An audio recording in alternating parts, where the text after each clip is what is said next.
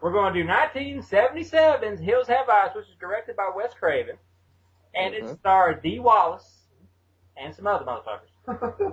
Michael Berryman, the weird-looking son of a bitch, just has him. Why am I cussing so much? It's weird. You're hateful. I'm hateful. Okay, then we're doing the 2006 remake directed by Alexander Aja. I think I'm pronouncing that right. He's not American, so it's hard to pronounce that. He's not American, it don't matter. Who else is in that movie, McGurk? Not the 2000. It's got the dude that played the gay kid from Easy A. Easy A, yeah, the guy that did the fire on X-Men. What's his name? The guy that did the fire. Dear Lord Jesus, there's a fire. Anyway, he plays the husband on the remake, but and it's got the chick from Hocus Pocus that I wanted to bang out.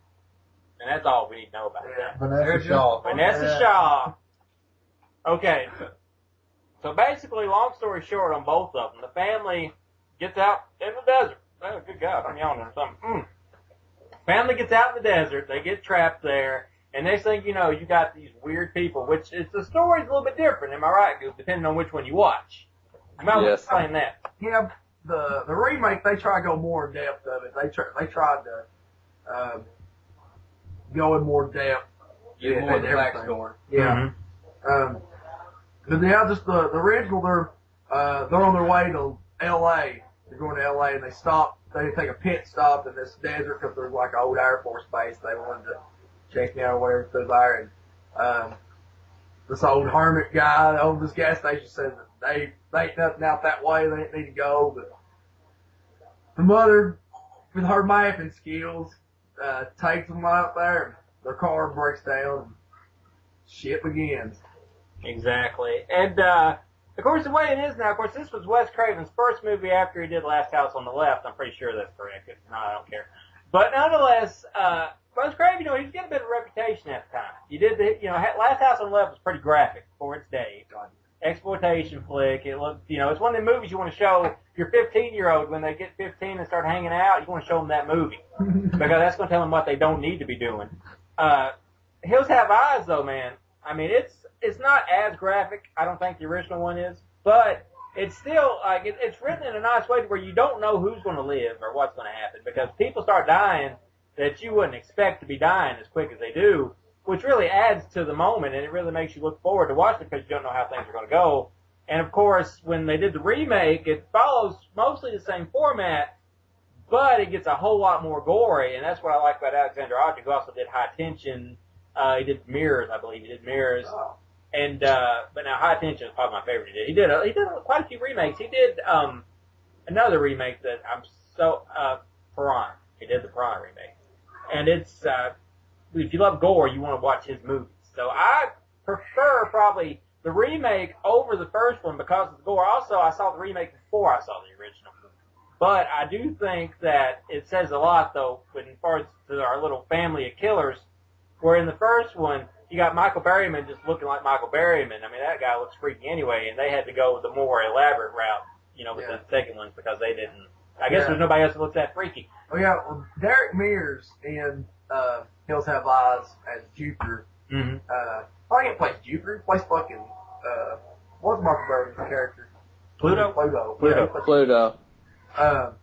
Yeah, he looks fucking just weird. Like Derek Mears in general just freaks me out any damn way. Just there's something about it that freaks me out.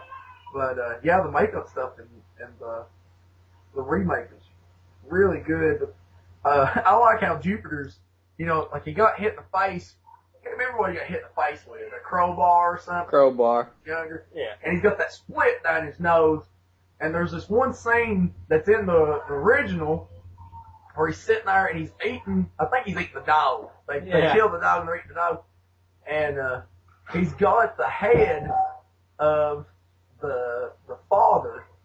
They already burned him and everything. And they took his body back and they got his head like on a stake.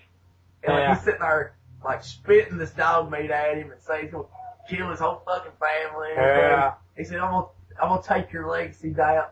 Man, that had to be heavy as hell to see that back then. Yeah. I used to go and rent it from R&B, and I remember the damn, I guess from where the little window was, and it came in, it fucking like sun dried the box. Like Yeah. the front cover's like paint Video almost. stores were bad for that. Yeah, and I was like, holy shit! Then it freaked me out every time I read it.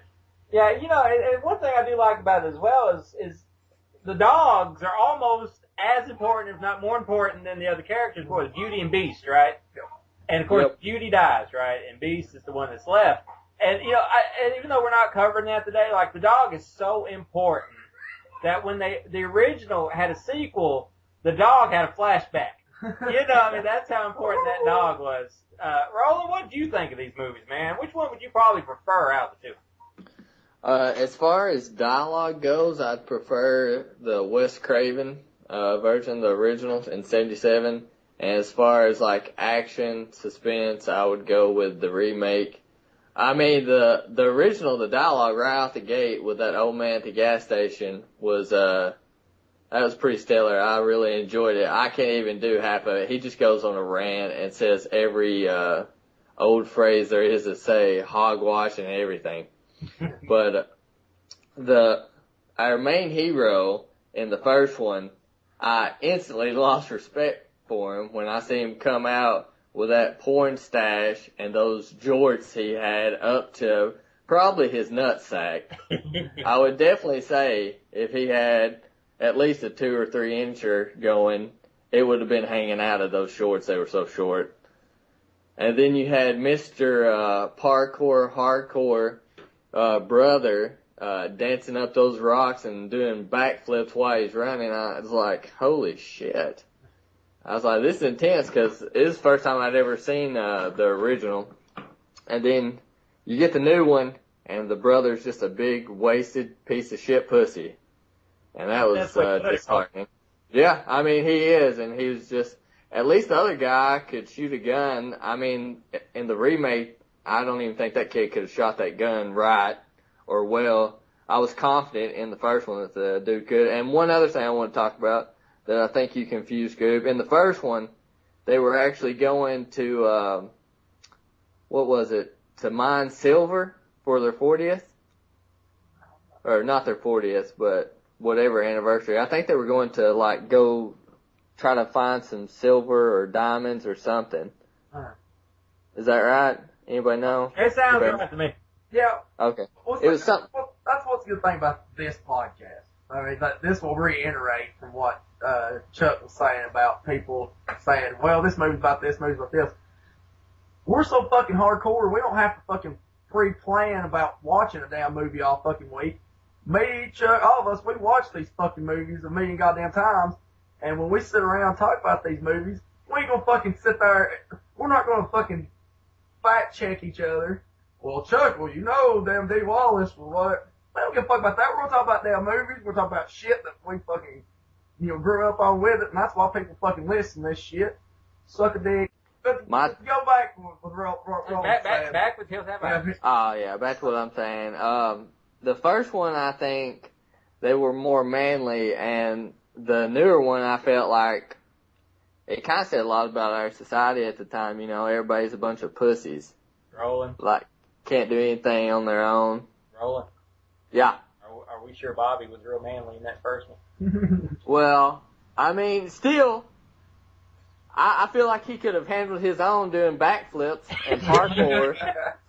That's what I think that a lot of movies now have lost. Back then, actually, like, I'm almost damn certain Wes Craven said, all right, listen, let's make a strong character out of, the dad, the retired cop or whatever. Let's make a strong character of him. That way, when he's taken out, it's almost like, well, hell, who's gonna be the next one to step up? Well, you've got the son-in-law, who obviously can't really do anything, or it seems like, and then the son's just, kind of learned the ways of the dad of a cop, so he's kind of, you kind of want to look toward him, but then in retrospect, for him being young, it's kind of like, Yeah, and before the shit hits the fan, I mean, it's kind of well established too that as far as the son-in-law goes, they don't have much confidence in him. I don't think. They're not really that fond of him, or at least they don't think he can do like the man stuff. And I think maybe in the second one, I think they do more in depth in the remake there about the fact that nobody really thought he could do nothing, but this is his chance now because he's got to either man up or his kid's gone, because they kidnapped the kid and he's got to go get him. And I really like that part of it. But, even if the characters might have been a little bit more defined in the original, and I think maybe they kind of was because Wes Craven's a really good writer. It's a give and take, though, because the gore is amped up like times 10 in the remake, and that's one reason why I like it. And like I said, I saw it before I saw the original, so the original, it was a little tame for now, But I imagine back then, that was a pretty big deal. McWhirter, would you say that the more blood now, does that make you like it, or do you like more characters than you do gore? The reason, I don't know, the remake is alright. I watched it first before I watched the original, same way, but the remake is kind of, pacing on it is, really slow, like the suspense builds up too long. Mm-hmm. And then once you finally get see a little bit of gore, it kind of slows back down for a little bit. And then they want to try to do the all cliche horror movie thing and try to make the characters kind of stupid. Yeah. You're kind of rooting for the villains, if you would, to finish them off quick. Favorite quote on Hillside Lies? No. Whenever the young boy and the young girls, they're trying to radio for help. They're radio for help, and then they get somebody. They're like, what's your location? They're like, oh, we don't know. And he's like, well, could you stand on your head? He's like, stand on your head. That's code for something. Stand on your head. He's like, just stand on your head and put your ass in there and stuff like that. Like, I don't know, there's something about farting your socks off. Is that on? Does it say fart your socks off? I mean, that's just so. It's kind of fucked up, because they pretty much just told everything. And, one of the strongest characters in the movie is the dog. Beast is a badass now. He takes control of the situation. Now, Goop, we're kind of tough at times on remakes, but I actually really enjoyed the remake. And I know this may be blasphemous to some people, but I might prefer it over the original overall. And how do you feel about the remake as a whole? I mean, do you think that it's one of the better remakes? Or how would you feel about that? Like, if you wanted to get the full epic version of the story, I would go with the remake. I don't think that the remake shit on the original at all. Like I said, it just goes more in depth. You get more of the story. Well, whenever I was, younger, of course, growing up watching Hills Have Eyes, there's a lot of shit I didn't understand. Like, I didn't understand that girl was getting raped, And of course, in the remake, they full blown, you see Jesse James style rape. Oh, yeah. Yeah, it's vicious. Yeah, but yeah, for nowadays, people, taste movies, whatever the hell. I tell people, you want to watch it, just watch the remake. The original is great. I like it. The remake's just as good, and it tells more of the story. Okay, but now Aja, whatever the fuck he is, I don't even know what country he is. But either way, he's a good director. And, like I said, but he does remakes. They're like, oh, he's just done remakes. Like, since this, he did Mirrors. Anybody saw Mirrors? No. Yeah. Anybody like it? It's got Kiefer Sutherland in it. Mm-hmm. Hey, don't you talk about Kiefer. I'm sorry. It also has, it's good. It's good. He did that. Then there's Piranha, which was pretty good. It has a lot of nudity, too. It's got the guy that does the special effects for Kill Class from Outer Space, Evil Dead, Walking Dead. Yeah. He did all the effects in Piranha. Yeah. And since, one could say Wes Craven's run out of steam, folks. Since, back in the day he did Last House on the Left, there was The Hills Have Eyes, Deadly Blessing, he did stuff like, Chiller and stuff, which was made for TV and they were okay. But then he did like A Nightmare on Elm Street, and then later on, he had Scream, Shocker, all this good stuff. But nowadays, like his last two films was My Soul to Take, which I did not watch, but everybody hates it. Has anybody seen My Soul to Take? I have. I don't think I have.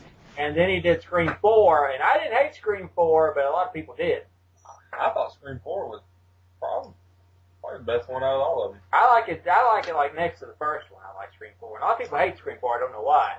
I mean, it's like, oh, the twist, there's turns. Well, that's what Scream was, you know. I mean, it's just all about, like, whatever the big surprise on who the killer was. It's because it was popular. That's what it was. People don't like it. Those hipsters out there with them beards. We like Scream. If you don't like it, you suck all our dick. Allegedly suck our dick.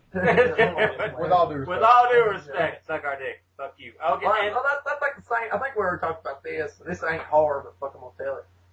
That's like Boondock Saints. Like, heard about it forever. Never wanted to watch it just because, like, the people who was bragging and boasting about it, I fucking hated them. And I was like, shit, that movie cannot be good if they don't like it. Yeah. And then, we went to that horror convention and I saw how cool Norman Reedus was to everybody. And I was like, fuck, I'm gonna check that Boondock Saints out. Love it. I think, like, for Wes Craven, while everybody's giving him shit about My Soul to Take, and rightfully so, because it was kind of like Nightmare on Elm Street light in a way, without Freddy. Scream 4, I think in a few years, man, that people are going to go back and they're going to revisit it and they're going to be like, God, that was better than I thought it was. I'm buying all the Scream memorabilia I can right now because in a couple of years people are going to for that same reason. Jack. And you know, they're actually thinking about making a TV show based on Scream. Have we forgotten the Wes Craven movie? Oh, have we forgot? People on the Stairs? You damn right. Oh, can't forget that. Yeah. Do you like Wes Craven in general, Roland? I do.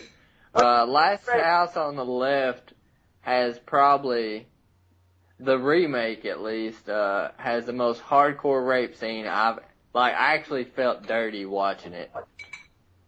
Wait, there's another one.